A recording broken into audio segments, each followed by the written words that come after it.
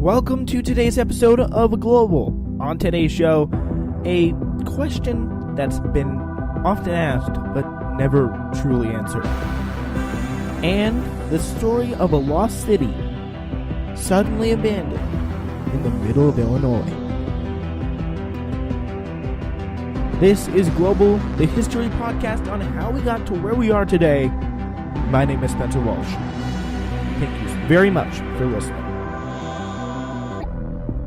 Today we start with the very fascinating story of Cahokia, Illinois.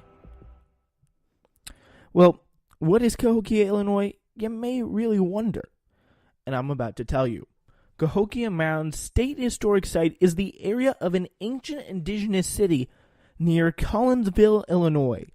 It's the largest archaeology site related to the Mississippian culture, which developed advanced societies in Central and Eastern North America, beginning more than 5 centuries before the arrival of the Europeans. It's a National Historic Landmark and designated site for state protection. In addition, it's one of only 20 World Heritage Sites in the territory of the United States. It's the largest prehistoric earthen construction in the Americas north of Mexico, and it's also home to a wooden structure which appears identical in function to that of Stonehenge. At its highest point of development, Cahokia was the largest urban center north of the great Mesoamerican cities in Mexico, although it was home to only about 1,000 people before 1050 Common Era. Then, its population grew explosively after that date.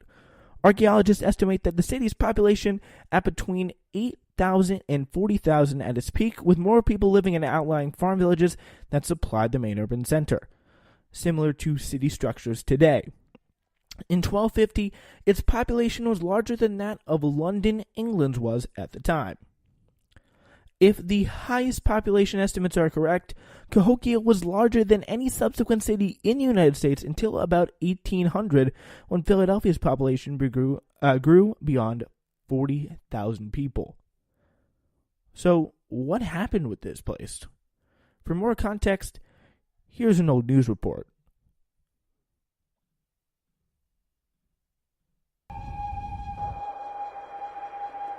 Located at the confluence of 3 rivers, whose waters provided both food and transportation, Cahokia reached an estimated population of 20,000 people by 1150 AD, which was larger than London at the time. It was a city complete with suburbs, plazas, and markets. Now keep in mind that there were many permanent Mississippian settlements scattered throughout North America, but this one was by far the largest and most influential. Most of the population lived in small thatched huts arranged in family neighborhoods. Rising over the huts were a number of mounds, some used as platforms for the homes of the elite, a visual reminder of the city's social order.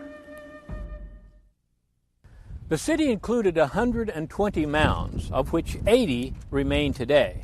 That was the largest and grandest of them all. It was a city center in more ways than one. There lived the chieftain, who was both the ruler and the spiritual leader of the population. It covers more than 14 acres and rises in 4 terraces to a height of 100 feet, making it the largest prehistoric earthen structure in the Western Hemisphere. Core samples indicate that varying textures of soil were used to assure proper drainage. Just imagine, for hundreds of years, generations carried baskets of dirt from huge borrow pits to make this mound. The work began before the Vikings discovered the New World and was finished just after the Second Crusades. Looking at the mounds and artist renditions, it's easy to make comparisons to similar structures in Mexico, but there's no evidence that the Mississippian culture ever had contact with people that far south. Today, visitors can do what was unimaginable to the people of Cahokia. Today, ordinary people can come up those recently refurbished stairs and enjoy the view that was once available only to the highest of the elite. We're at the top of the largest mound, from which the chieftain could survey his city. But he was more than a political ruler. He was also recognized as the brother of the sun. Archaeologists have determined that a large building once stood here. It was a place where religious rites and administrative duties were thought to have occurred. Nobody's really sure because this was a prehistoric society. What that means is that they had no written language. But the real driving force behind Cahokia's success was not its ruling class, but this: corn. Somehow the Mississippian culture had developed a knowledge of how to raise this prolific crop in large fields. With the stable food supply, the population grew. Consequently, the city organizations, their beliefs, and technology became more complex. In addition, the extra food could be used as trade within the city or with other communities. For example, during excavations, archaeologists discovered mica from the Smoky Mountains, seashells from the Gulf of Mexico, and copper from the north. From these materials, artists would create decorative pieces and jewelry to sell in the city. What archaeologists have learned about these people is explained here at the Interpretive Center. Inside, displays explore the history of the city, the beliefs of its inhabitants, and speculation about daily life. So that made it all the more surprising when it was abandoned. Yes, abandoned, even though they were such prolific food producers and makers. The site was unfortunately abandoned soon after. Cahokia was a sophisticated and cosmopolitan city for its time, yet its history is virtually unknown by most Americans and even present-day Illinoisans, I guess you could say.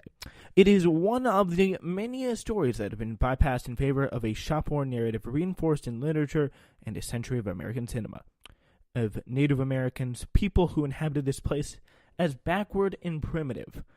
A lot of people of the world are still waiting in terms of cowboys and Indians and feathers and teepees. Thomas Emerson, professor of anthropology at the University of Illinois.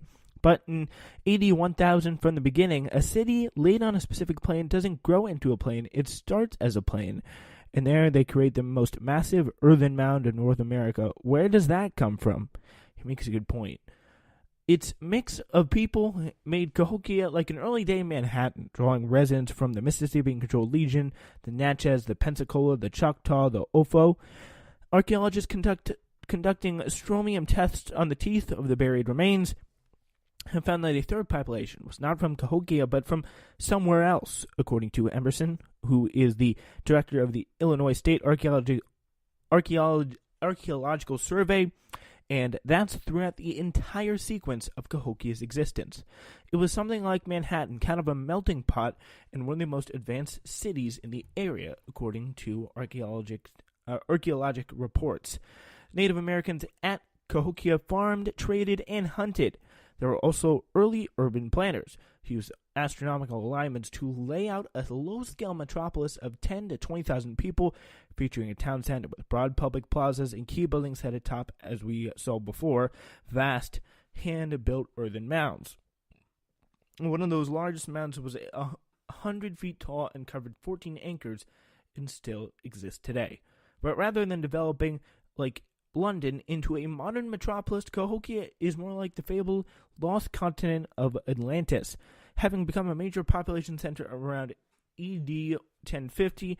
By 1350, it was largely abandoned by its people, and no one is really sure why. Neither war, disease, nor European conquest drove Cahokia's residents from their homes. Indeed, the first white man to reach these lands, Spanish explorer Hernando de Soto, didn't do so until 1540, more than 500 years after this whole situation came to an end. The mound-building Mississippians dominated a great portion of the eastern half of present-day United States between 10,000 to 1,500. Maybe their villages were established near trade routes or sources of water and food, but Cahokia was different. Through rich in timber, deer, and fish from the Missouri and Mississippi rivers, where the land was flood prime, so why build it there? According to Emerson, the most likely explanation was that Cahokia was planned and constructed to double as a pilgrimage city, where all Mississippians could gather for possible religious events. Their religion was largely centered around the sun, so it made sense that they would try to build themselves on a higher platform or pedestal to maybe get in better contact with the sun and better improve their religious stance.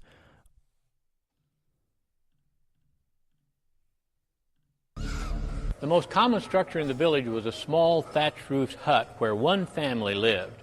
Family ties were very important, and it's thought that several generations would cluster together, forming small, self-sufficient neighborhoods. They had their own facilities like sweat lodges to cleanse body and mind, plus elevated granaries. The poles were coated to prevent insects from entering, and the sides were sealed with a mixture of grass and clay. But it was far from an idyllic life. In reality, the population worked to support the elite class. Commoners would spend their lives in the fields or in the burrow pits, while the fruits of their labor were enjoyed by the hierarchy.